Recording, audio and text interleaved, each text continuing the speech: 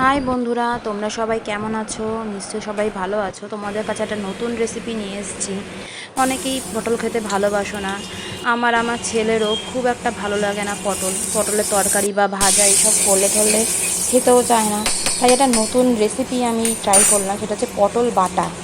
তো আমি না ফার্স্টেই পটলটাকে কুচি কুচি করে কেটেছি, দেখলে 5, 6, 7, 8 মানে 7, 8টা কোয়া রসুন কোয়া, আর ঝাল বুঝে যে যেরকম ঝাল খাও। আমি 6টা লঙ্কা দিয়েছি।